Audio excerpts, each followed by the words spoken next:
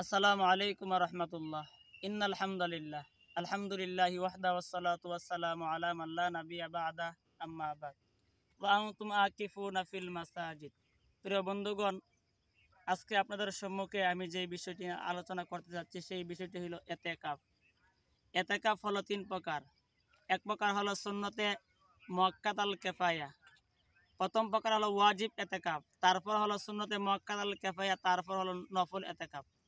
প্রিয় বন্ধুগণ, ওয়াজিব এতেকাফ হলো কেউ যদি মান্নত করে, যদি আমি একটা কাজ সফল হতে পারি, আমার এই কাজটা সফল হয়, তাহলে আমি এতেকাফ করব, এটা ওয়াজিব হয়ে গেল। এতেকাফ করতে হবে, এটা ওয়াজিব। প্রিয় বন্ধুগণ, সুন্নতে মুআক্কাদাল কিফায়া এতেকাফ, সামনে যে এতেকাফ আসতেছে, যেই এতেকাফ নবী করিম সাল্লাল্লাহু আলাইহি ওয়াসাল্লাম করেছে। আর নফল এতেকাফ হলো দৈনন্দিন আমরা যে নফল এতেকাফ করি, মসজিদে ঢুকি, এইটি হলো নফল এতেকাফ। প্রিয় বন্ধুগণ, আজকের আলোচনার বিষয় হবে সুন্নতে মুআক্কাদা আল কিফায়া এতেকাফ। এটা এমন এতেকাফ নবী করিম সাল্লাল্লাহু আলাইহি ওয়াসাল্লাম নিজেই এতেকাফ করেছে। আম্মা জান আয়েশা সিদ্দিকা রাদিয়াল্লাহু তাআলা আনহা হতে বর্ণিত, উনি বলেন নবী করিম সাল্লাল্লাহু আলাইহি ওয়াসাল্লাম মাহে রমজানের শেষ দশকে এতেকাফ করতেন। আম্মা জানারা বলেন আমরাও এতেকাফ করতাম।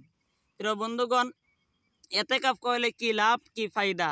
নবী করিম সাল্লাল্লাহু আলাইহি ওয়াসাল্লাম বলেন, এতেকাফ করলে সেই এতেকাফ ব্যক্তির কাছ থেকে আপনার জাহান্নাম 3 খণ্ডক দূরে থাকবে।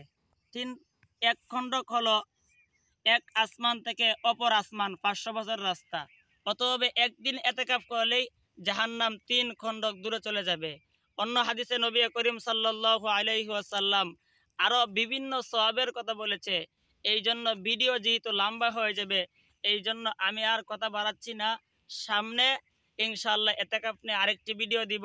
নবী করিম সাল্লাল্লাহু আলাইহি ওয়াসাল্লাম কেন এতেকাফ করতেন, এই বিষয়টি আগে বুঝতে হবে। নবীজি এতেকাফ করতেন শবে কদর, লাইলাতুল কদর তালাশের জন্য।